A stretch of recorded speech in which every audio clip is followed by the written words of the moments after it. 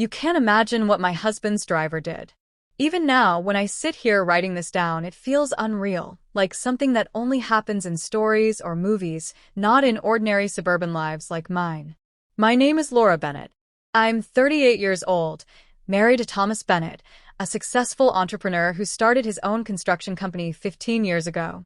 On the surface, we had it all: a beautiful home, 2 children, and a life that many would envy.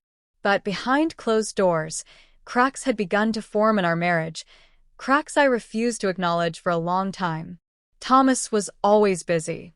His business consumed him, and though he loved us in his way, there was a growing distance between us. It's hard to pinpoint exactly when it began. Maybe it was the late nights at the office that stretched into weekends. Maybe it was the way he stopped asking me about my day, or how our conversations became more like business updates than the exchanges of a couple in love. Or maybe it was the fact that I had slowly started to feel invisible in my own home. Then came Matthew, the driver. Thomas hired him after he expanded his company and needed someone to help manage his long drives between sites, clients, and late meetings. Matthew was younger than us, around 30, tall, polite, and quiet in a way that made him instantly trustworthy. At first, I barely noticed him. He wasn't family, just an employee who drove my husband to and from work. But as fate would have it, Matthew became a bigger part of my story than I could have ever imagined. It began on a rainy Thursday evening. Thomas was out of town on business, and I had just finished dropping the kids off at their grandmother's. My car broke down on the way home. I sat there on the side of the road, rain pounding against the windshield, wondering what on earth I was supposed to do. Without thinking, I dialed Thomas, forgetting he was on a flight. A few minutes later, my phone buzzed. It was Matthew. "Mrs. Bennett," his calm voice said, "Mr. Bennett told me your car might be acting up. Do you need a ride?" Relief washed over me. I gave him my location, and within 20 minutes, his car pulled up beside mine. He stepped out, holding an umbrella, and walked me to the car like a gentleman.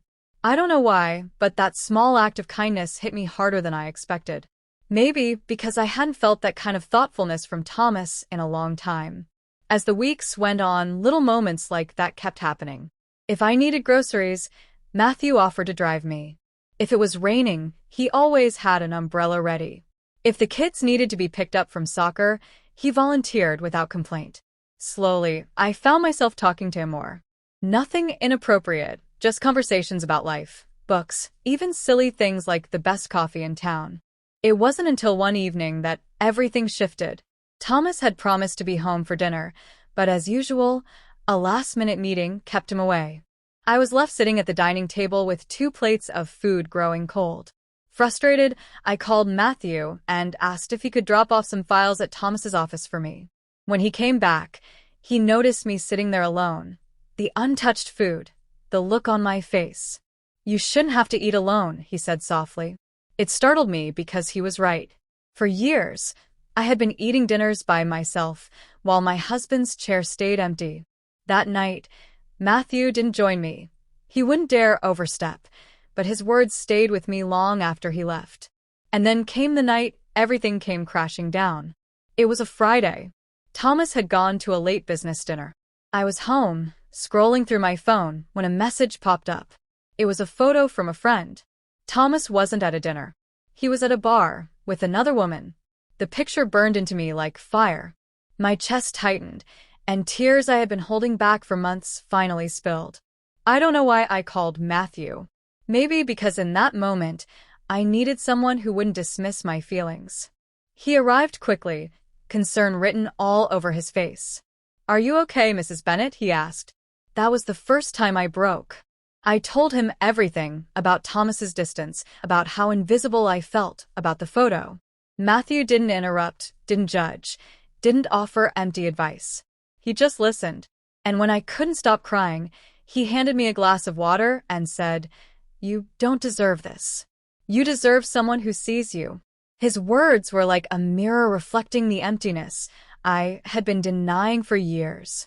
I realized that my marriage wasn't just in trouble, it was broken. Over the following weeks, I confronted Thomas. He denied, then admitted, then apologized. But apologies didn't fix the years of neglect or the trust that had been shattered. Divorce wasn't immediate. It was a long, painful process, but it became inevitable. And through it all, Matthew never crossed a line. He was there when I needed help with the kids, when I needed someone to talk to, when I needed to remember that kindness still existed in the world.